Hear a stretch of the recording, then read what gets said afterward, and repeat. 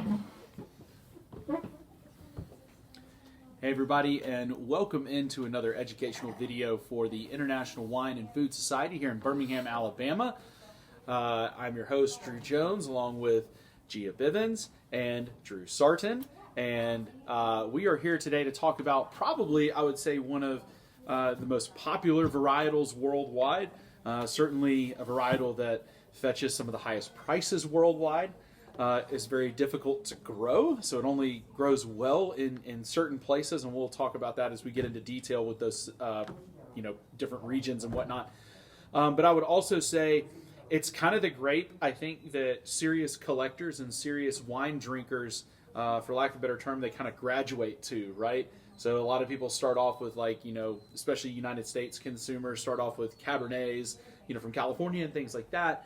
Some of these bigger wines and stuff, but then kind of once you get to be a serious wine drinker, you start to graduate to Pinot Noir, and more in particular, you graduate to the birthplace of Pinot Noir with Burgundy.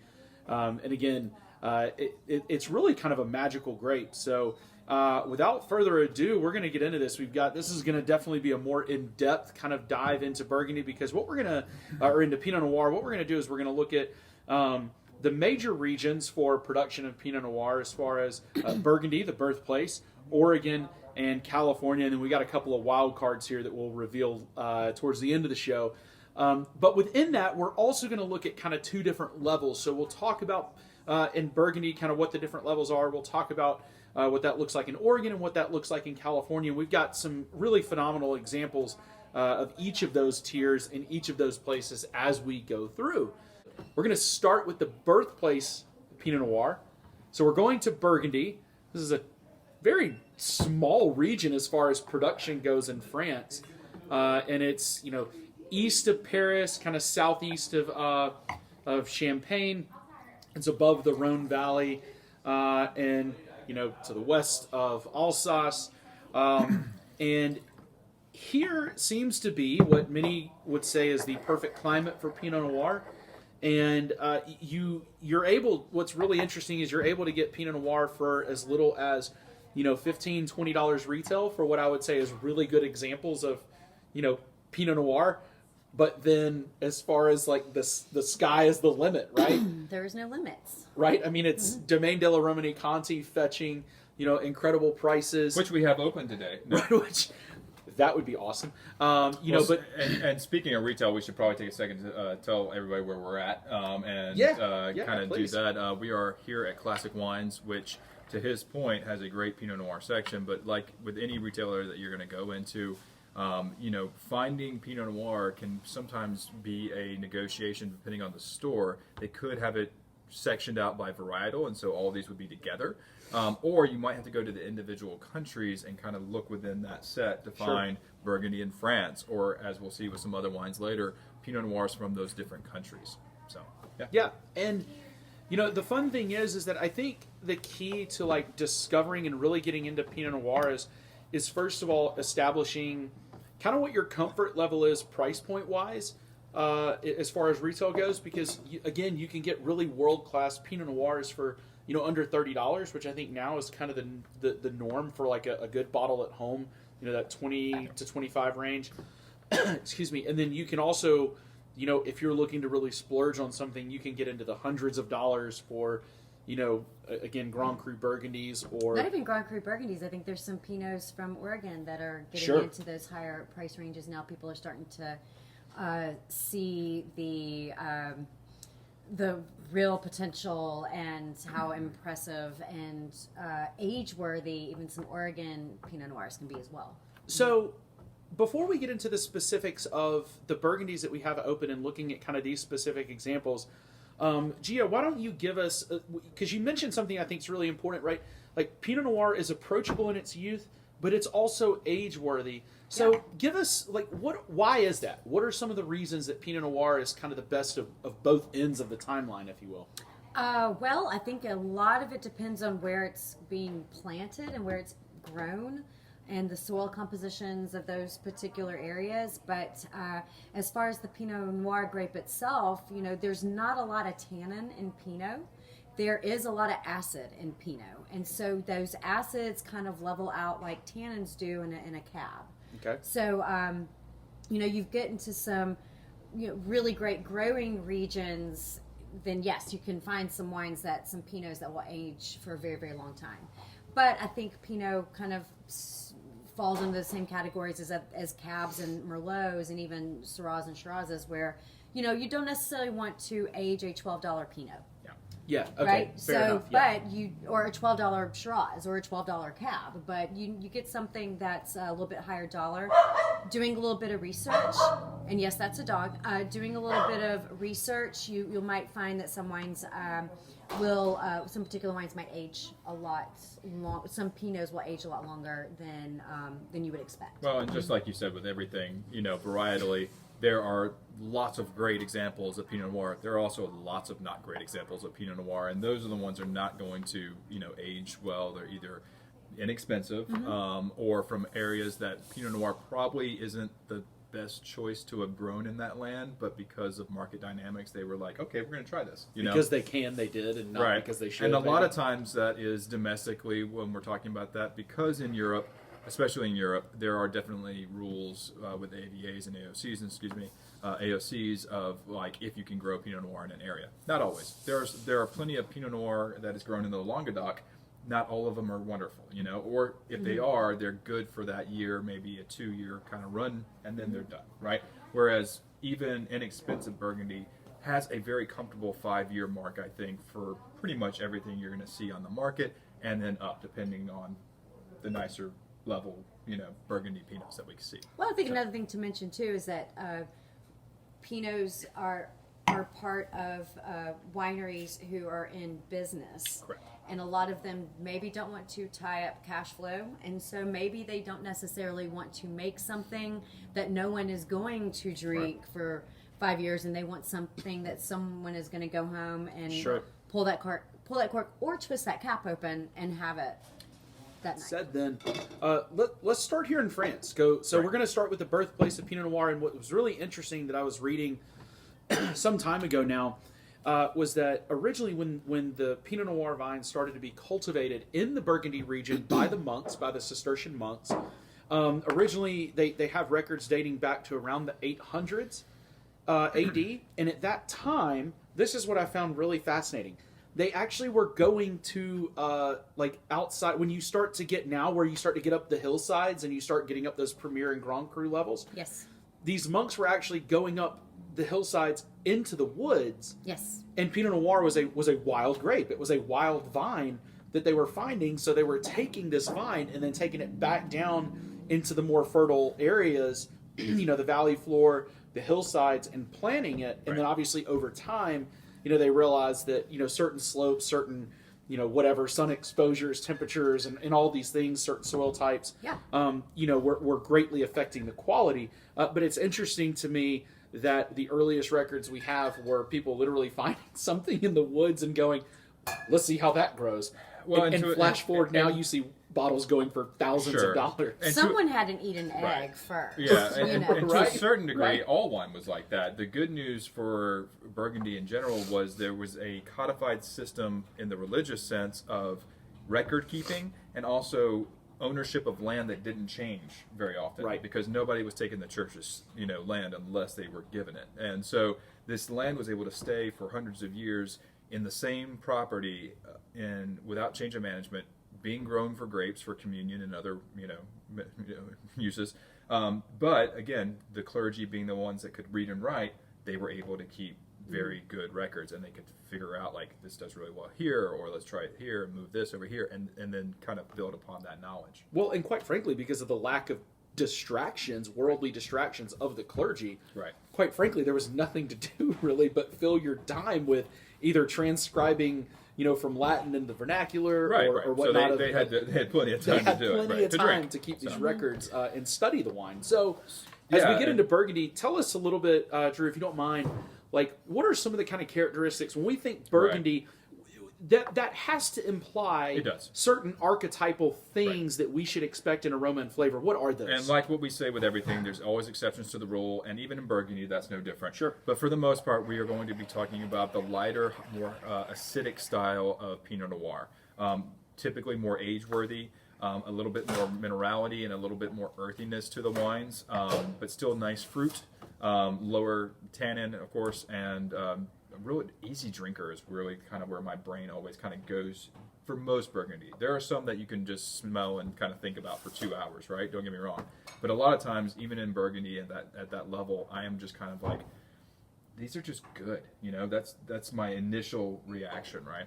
And for the 2 wines we have selected, we've kind of gotten 2 different ways of thinking about Burgundy in a sense. So we've got one that is part of a negociant. So this is a collection of farmers that work together to make a wine, and it's an older property. So this property, Albert Bichot, this co-op goes back to 1831.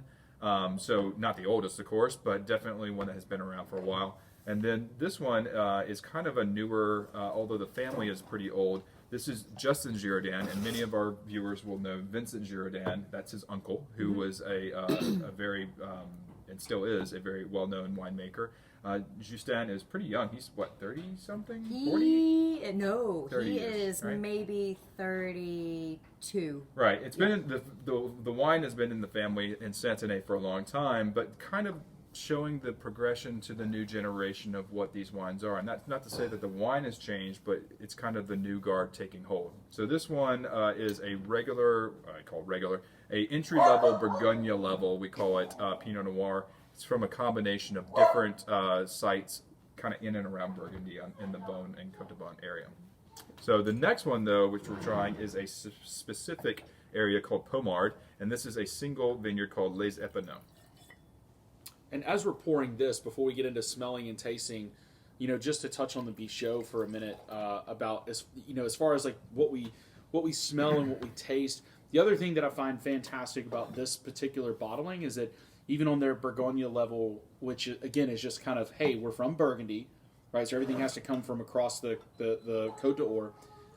It's via vine, so it's old vines, right? So in general, we're talking 40-year-old plus vines. Right. And to me, like one of the hallmarks that I always get is with Burgundy, I expect to have this rustic kind of vibe to it, right? Where you get this underbrush, this forest floor. There is fruit there. Pinot's always going to give luscious fruit. Mushroom, risotto, right? something like that. Yeah. You know, and there's things like that I think are absolutely phenomenal. And to get that on a bottle, which what would you say the average retail of, like, not this one in particular, but just like Bourgogne Rouge in general? They've gone up, but anywhere from 15 to 25 is what you're going to usually see Bourgogne level.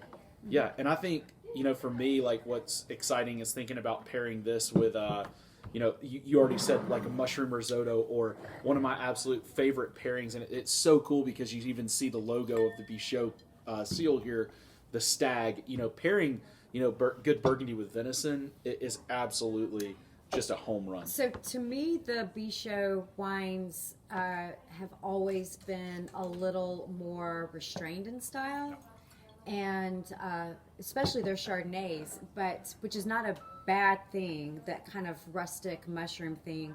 I think that this Pinot, their old vine Pinot, is a really good red to pair with fish or with chicken. Yeah. So if you've got like a lighter style fish that maybe you're just going to grill with some sauteed mushrooms, or even just, you know, a very chicken thighs that have maybe been marinated for a while that you're just going to grill those. Yeah. That is a really good, you know, white meat or white fish red. Yeah. That will just kind of pair beautifully with that. Yeah, I'm almost thinking, like you mentioned fish, like crispy salmon skin with like a soy miso glaze on the top of it. Just that acid can kind of cut through that rich, fatty, you know, salmon. But so without further ado, though, we're gonna let's get into the Pommard. So and also what we've done. Let me take a second to say we've gone from, you know, kind of sourced all across the Côte d'Or to now we're not only within a specific village, but now when you see that Premier Cru or Grand Cru designation on Burgundy, you're talking about a single vineyard. Correct, and this is the Les Epineux vineyard, and this is a Premier Cru vineyard site here in Pommard. And this is, I mean, this is pretty good. This is real so, and again, you can get or entry level Pommard, but that's entry level is like $50. This is going to be in that $75 to $90 range in the retail. And it, you know, it's kind of unfair to the Bichot because this is kind of a huge jump in difference in price, and then but highlighting why Burgundy is so specific to place when we're talking about Burgundy, and how different villages and even different vineyard sites within a village, usually like a couple meters away, can actually have a drastic difference of the taste. So now that we've kind of got an idea of what Pinot Noir in its original state, if you will, should be like and should kind of remind us of, we're going to move to Oregon, which was not the original home of Pinot Noir in the United States per se, or at least the winemakers were. It was not their original home. They, kind of a lot of them migrated per se up from California, but then planted Pinot Noir. Mm-hmm. So with that, Gia, I know this is a place that is near and dear to your heart. So tell us what should we think when we say, hey, we got Oregon Pinot that we're going to talk about. What does that even mean? What is that idea? I think that it is, well, it's historically, and by historically talking in the late 60s and 70s, been one of the best places to grow and plant Pinot Noir in the United States, just because it is it's a little bit cooler climate. There tends to be some cloud coverage. It's got some good rainfall, because Pinot Noir is, if anything, total opposite of Cabernet and Syrah. It does not like a lot of sun. Pinot is a very thin-skinned grape. You do not want a lot of sun on it. It's just going to beat it down. It's going to turn it into raisins. It likes clouds. It likes fog. It likes a nice, cool temperature. And that's what you're going to get in Oregon as far as climate is concerned. But you're also getting into some really great soil content when you talk about Oregon. There's volcanic soil. There's soil from the Missoula floods. Like, there is just all sorts of fun stuff going on in Oregon. And Christum, which is in the Amity Hills, the map right above your head, is kind of sits in a really great spot, and where they make some great wines. They have a lot of estate fruit that they work with, and they prize themselves on their estate vineyards. Interestingly enough, what we're tasting is the Willamette Valley Cuvée, which is their 2020 vintage, which is a wine that they've never made before. Yeah.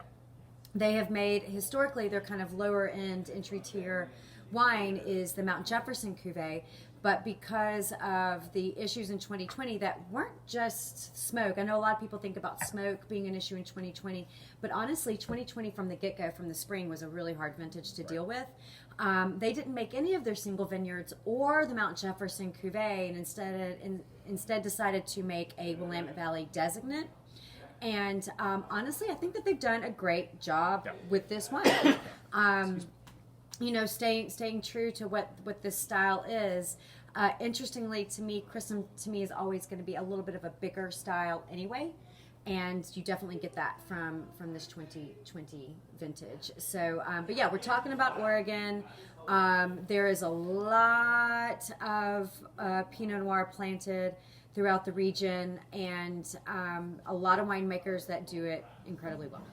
So I think a thing that's really interesting, and you mentioned it with the soil composition. So when we look at the Willamette Valley, if you look at latitude across the globe, it's really parallel with Burgundy, and it's one of the only places that has the amount of soil diversity that Burgundy has as well. Yeah. Which I think is probably one of the main reasons that Pinot Noir does so well there. Yeah. I mean, that's probably it. I definitely feel like this with the Christum, it's definitely seems like it's a little bit more robust, a little bit more broad-shouldered, if you will. You're going to find that there are some styles in Oregon around the Ribbon Ridge area, which is kind of a newer AVA, that do have kind of a bigger style to them. But this is, thank you. But that, Christum has always just got some really great wines. And just to kind of switch gears for just a half a second, speaking of Burgundy and kind of the parallels between Burgundy and Oregon, is you even got some winemakers now who are, a lot of Oregon winemakers have started pulling out their Pinot Gris and planting Chardonnay. So to kind of echo what's going on with those within Burgundy, with Chardonnay and Pinot Noir being the kings of those in that region, a lot of people are doing that in Oregon. Yeah. In Oregon now, But the wine that you just poured is one of the single vineyards from Christum, which is their Jesse's vineyard. This is the 2019 single vineyard. And to me, out of all the single vineyards they make, which Eileen, Paul Gary, Louise, Marjorie, yeah. This is Jesse's personally one of my favorites. It is got the most diversity in soil, and it's one of their steepest vineyards that they have to work with. You get all sorts of soil types here, and you get a lot of red fruit from this particular Pinot, which I like out of Pinot Noir. I like red fruit. I like raspberries. I like cranberries. I like that. That's hard, and that's what you're going to get from Christum, from Jesse. And what I've seen in Oregon, and this, I think it's very well represented, and I think you were right, Drew, is this has got a little bit more robustness to it. This is a little bit more of what I would call medium tannin Pinot Noir. Sure. This is Burgundy. I mean, this is light, it's acidic, and it just shows not a difference between like a single vineyard and maybe all over Willamette, but just how you can have two different styles in Oregon. And I would say that more so in Oregon than probably even in California, I've seen in the last 10 years a lot more wineries having a little bit more differentiation.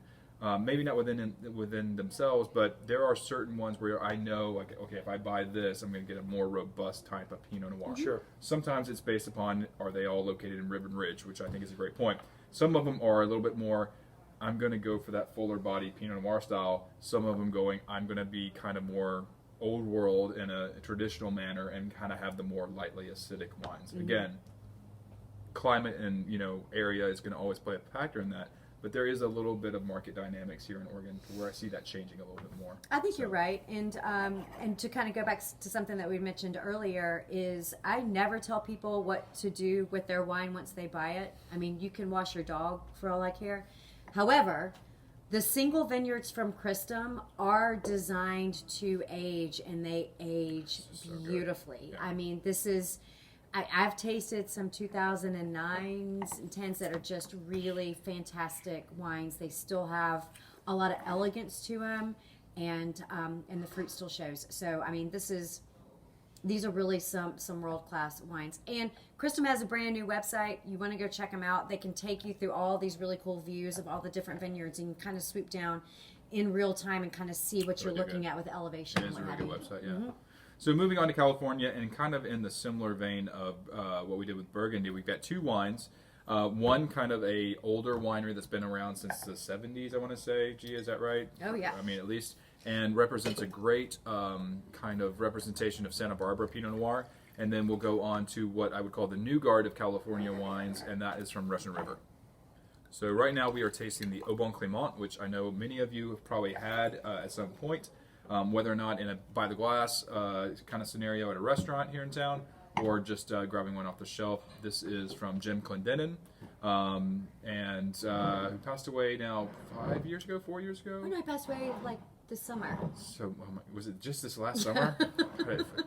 This last summer feels like it was 3 years ago. So, so it was a big loss to the wine industry, and a good friend that had been coming to Alabama regularly to show off his wines.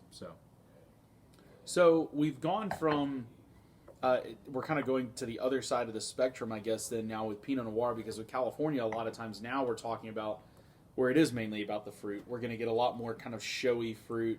More often than not. Yeah. Like in general, like a little bit more jammy, a little bit more fruit forward. I mean, this has got really nice acidity at the same time. The fun thing about, like, out of all of these, like when I think Burgundy, I'm thinking I need to have a refined dish, or I'm going to age something for a long time. When I think Oregon, I'm thinking a little bit more kind of like really like farm country type Pinot, but that is very reminiscent of Burgundy because of all those similarities we already talked about. Then when I think California, like honestly, like the vibe I always get in a good way. I don't mean this in a bad way, but it's like it's cocktail party time. Like we're having a celebration at the house.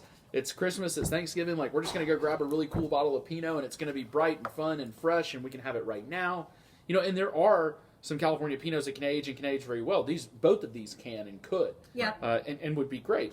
But I think the fun thing about them is that they're a little bit more geared towards almost like the here and now and being almost like being a wine for the moment, which I think is really fun because they don't have to age. They can.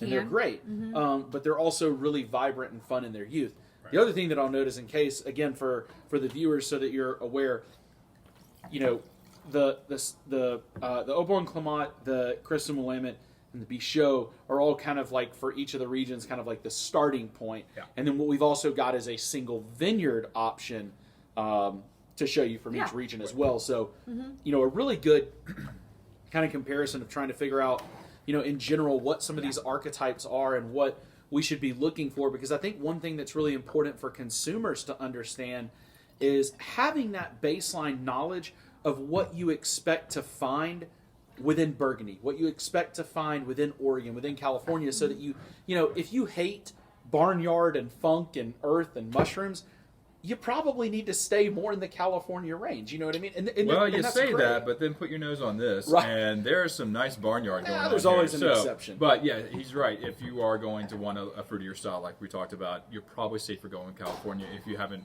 been able to experiment with different areas.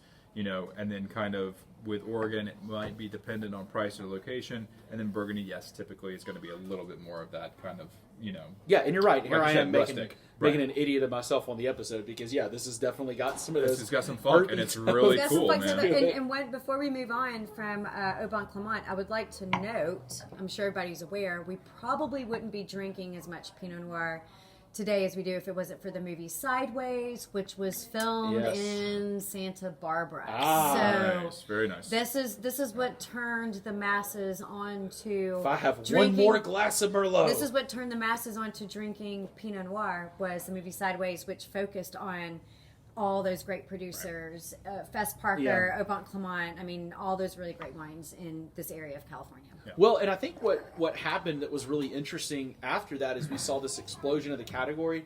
So that's where we did see a lot of those cheap Pinot Noirs kind of coming to market that were sub-quality, that really were not Pinot.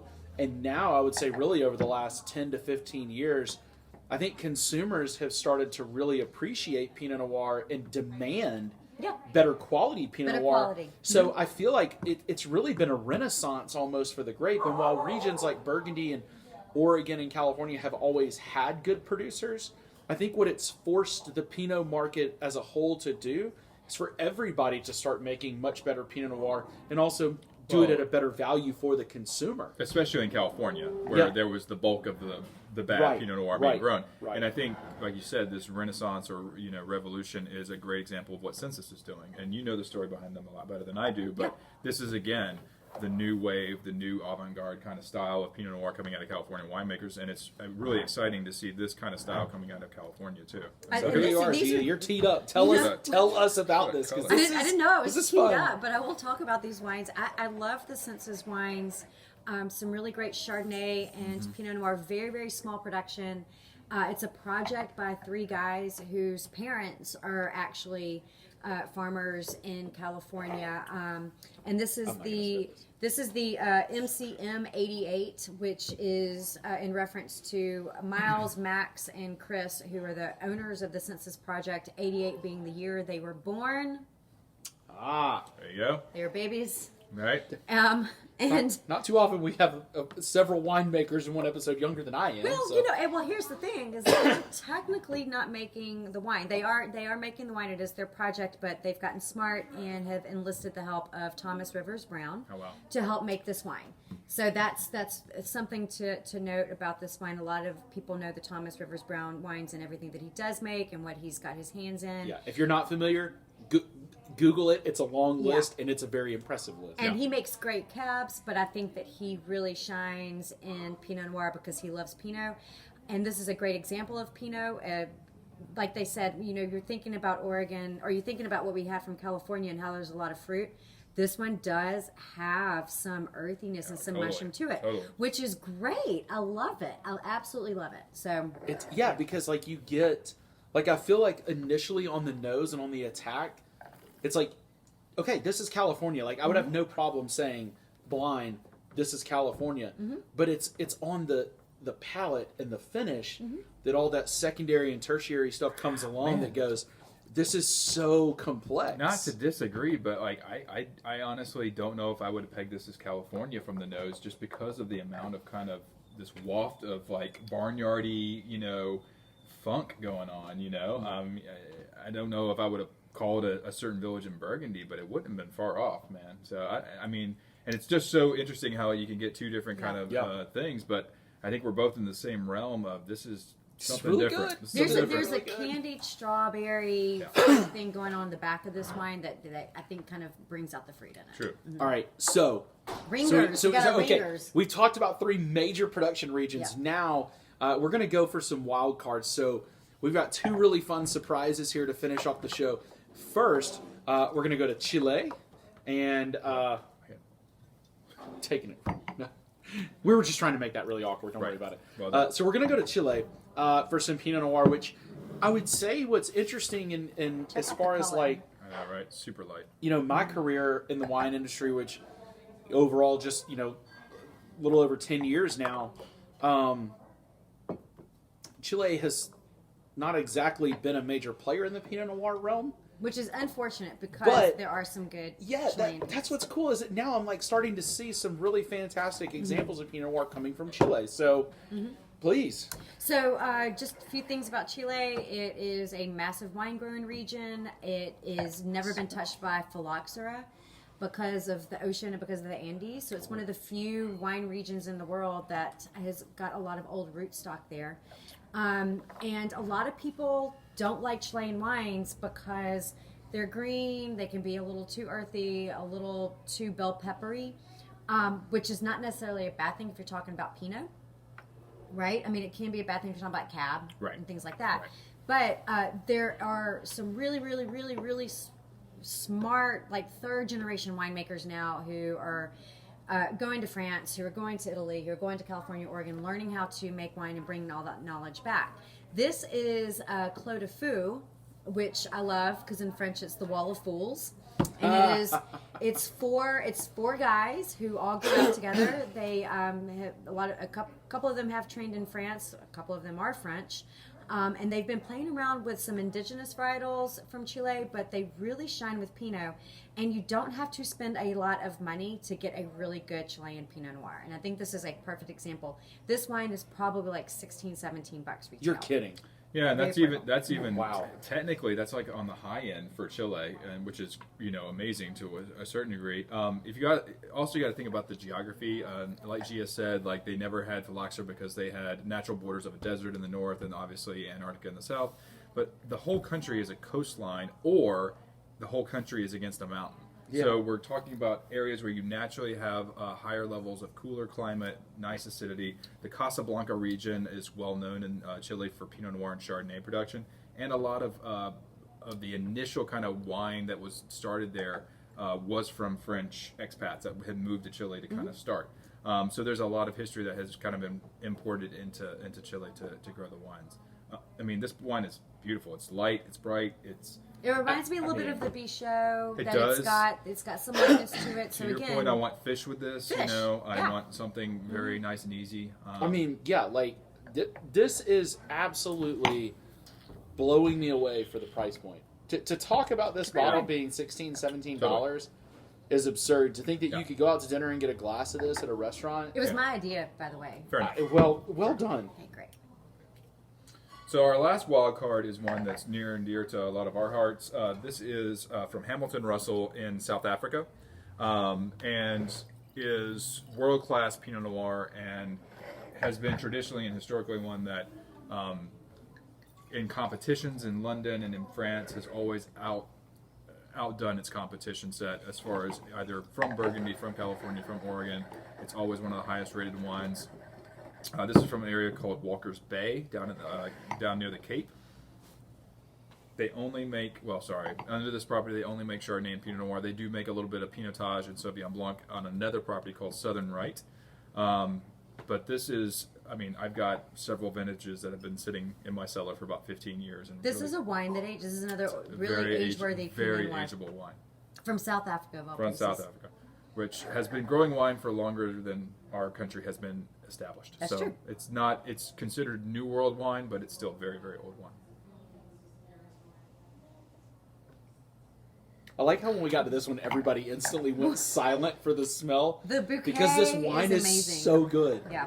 And I think about how many people walk past this on a shelf and don't give it the time of day because it's South African and they just aren't familiar. But this I will say that when I started really going down the rabbit's hole with Pinot Noir, which I started doing several years ago, this was one of the first wines, even after having like Grand Cru Burgundy, old single vineyard Oregon stuff, like all that. This was one of the Pinots that truly not only blew my mind, but actually changed my outlook on what Pinot could be, and more importantly, where it could come from. Yeah, and it's an aha wine, really. It's one of those that kind of goes, oh, I get it. So that's what, okay, got it. So that's the kind of wine that is exciting for us to kind of experience because, again, many people will know South Africa for Pinotage, and let's be honest, many people will know South Africa for bad Pinotage that has been out there, or at least was very much prevalent in the 80s and 90s. South Africa makes some wonderful wines, and is really, I kind of equate it to how Chianti was able to take the turn and went from making really bad Chianti to really coming out with mass produced, really world class wines, especially what we see in America. And I think South Africa across the board, from Pinot Noir, Pinotage, Chardonnay, Sauvignon Blanc, makes really great examples. It reminds me so much of the senses. It does. That you've got the little bit of funk on the bouquet, but then the palate is just got some good lush fruit, but still that vein of acidity that just kind of cuts through it. Both of those wines are I could spell for 2 hours and just kind of deconstruct for a while. It's really fun. So and I think that's what's really fun is that like I look at, to me, when we start talking about these more like these higher price point wines, like when you're getting into these single vineyards and stuff like this Hamilton Russell and whatnot. Yeah. I think that what's really fun about them is that you can get them, and are they a little bit higher price point? Yes, but let's talk about what those benefits are. One, a lot of times they can age longer than we're going to be here, right? B, if you've got a really elegant, refined dinner that you're either going to or that you're planning on cooking at home, they're phenomenal with that. Or lastly, if you just want to put a good vinyl album on, some Miles Davis, and you just want to sit... Are these jazz wines? Like, you just want to think about it. You know what I'm saying? Like, you just want to sit and just, like, disappear into, like, the couch or the chair and just have a glass of wine that is on another level of, like, just ethereal existence. That, to me, is what's so incredible about these type Pinot Noirs. And why I want to do this selfish episode, of course, where we're getting to open all this stuff. Jazz wines, not jazz hand wines. Jazz wines. Right. Jazz wines. Sure. When you open good Pinot Noir, you have to do jazz wines. Well, and I think the reason why we wanted to do this one for IWFS was, a lot of our members are familiar with Pinot Noir, have very good examples of that in their cellar. To highlight the history from Burgundy to Oregon to California especially, but also to point out that there are different areas that are making Pinot Noir and very, very well. And if you haven't experienced those, if you have drunk a lot of Oregon Pinot Noir, now's the time to kind of try Chilean, try South Africa, go back to Burgundy if you haven't done that. Well, because at this price point, that can be an everyday Pinot Noir. Yeah, I mean, that can be. It is a mid-tier, I would say. It's going to be in the $30 to $40 retail range, but again. Oh, you're talking about the Clos de Feu? No, I'm talking about the Clos de Feu. Oh, the Chilean. Oh, I'm sorry. Chilean. Oh, yeah, that's BTG. You know what I mean? That's That's Tuesday, an everyday Tuesday wine. Pinot Noir. Yeah, this is going to be in that kind of $40-ish, $50 range, but it outkicks the coverage of $40 to $50 Burgundy that you're usually getting. Yeah. So, Quick question, and this is more of a poll. Decant Pinot or not? I am an avid do not decant Pinot. The only time I feel like it would be appropriate to decant is even if you've got 4 or 5 people and you're going to pour a glass for everyone, but it's an older vintage where you're just trying to get it off the sediment and then immediately into a glass. Agreed. I do not like to decant Pinot. I think that there are so many delicate aromatics and just aromas and flavors that just like a ballet dancer across your palate. Okay. That if you decant it for a long period of time, you're going to lose all that. All right. You agree? Me, oh my, I agree. The dynamic duo is here. For these Pinot Noirs, I don't think you need to decant. Again, though, with aged Pinot Noirs, I would decant, but it's not one of those decants where you just let it sit for 30 minutes. It's more decant to get the sediment out. You're basically racking the I think wine. the oxygen helps to kind of blow off some of the initial funk, which is sometimes overpowering in an old wine. So I think it's a combination of that and the sediment. But yes, I think it's a decant and immediately pour. Second question, comment for the group, and then I'm done. I like to throw a little chill on my Pinots. I think that they taste a little bit better. Room temperature should be cellar temperature. That is what it was originally meant to be. It is not our 70-degree, you know. Room temperature in Alabama is not appropriate for wine. Right. So I say yes with Pinot Noir. I also say it with almost every red wine that they need to be a little bit chilled. I that is not white wine cold. No, I think that target is like 55 degrees, and quite honestly, you can achieve that pretty easily by, 15 to 20 minutes in the fridge before you open it. Yeah. You don't. It doesn't need to be crazy. Yeah. But I absolutely agree, and I think for these especially, they just really brings out the acidity. It shows out the vibrancy a lot better if you do that. So, great. Well, thank you all for tuning into this. What I would say is probably one of my favorite topics to discuss. What I would say a very special episode with the wines that we have open, with very special people on this show as always. But continue to tune in, like, share, tell your friends and family about this so that they can also learn some fun things and come along the journey with us. So without further ado, cheers. And also, make sure if you are looking for some of these selections, check out Classic Wines and or your local retailer. MC Josh, he'll help you out. Yep. Homewood, Alabama. Soho, come here. You can get your beard trimmed right over there. Cheers. Cheers. Bye. Oh no. She.